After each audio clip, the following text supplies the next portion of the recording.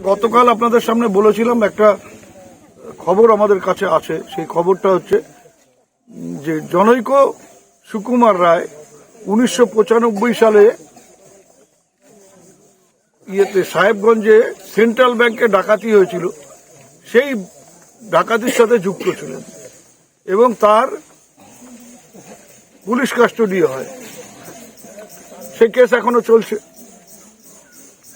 এবার আমাদের একটু ধোঁয়াশা ছিল যে আমরা প্রথমে যে কাগজটা পেয়েছিলাম তাতে সুকুমার রায়ের বাড়ির ঠিকানা বা বাবার নাম ছিল না।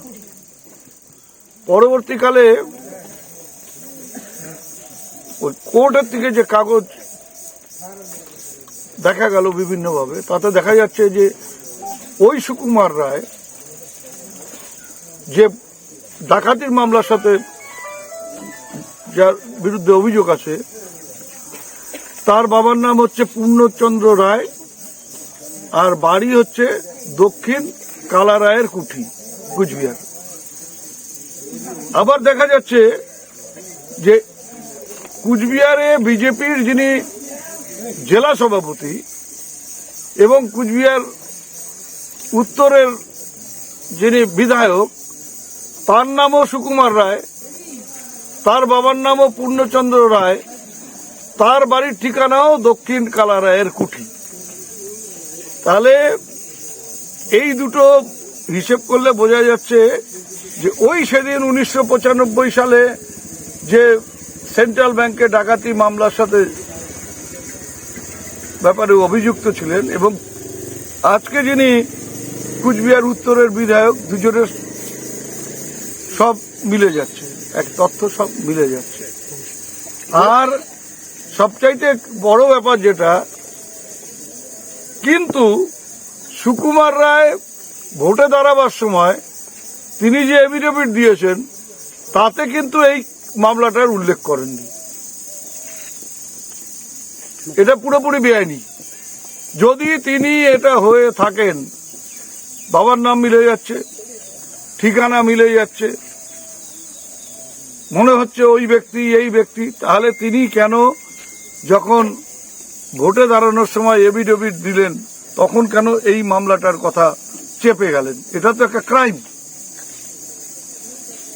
এটা একটা অপরাধ। আমরা আরো ডিটেলসে খোঁজ খবর নেব, নিয়ে প্রয়োজনে নির্বাচন কমিশনের কাছে স্বাভাবিক হয় নিয়ম যা আছে সেই নিয়ম অনুযায়ী হবে। আর আমাদের বক্তব্য যে কাদের নিয়ে ঘোরে এরা।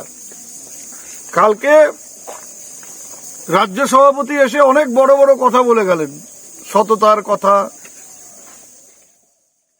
এখানে আমরা নাকি বিশৃঙ্খলা তৈরি করি, আমাদের হুমকি দিলেন, আমাদের নাকি মানুষ নেই পাশে, এখন নাকি আমি ভোটে দাঁড়ালে 50,000 ভোটে পরাজিত হব। কাদের নিয়ে ঘুরছেন? কেউ মন্ত্রী, তিনি সোনার দোকানে ডাকাতির মামলার আসামি, কেউ জেলা সভাপতি, তিনি ব্যাংক ডাকাতির মামলার আসামি। এরা আবার সততার কথা বলে, এরা আবার শান্তি শৃঙ্খলার কথা বলে। এদের বনবাসে যাওয়া উচিত, রামচন্দ্রের সাথে এদের বনবাসে যাওয়া উচিত, যাতে মানুষকে আর মুখ দেখাতে না পারে।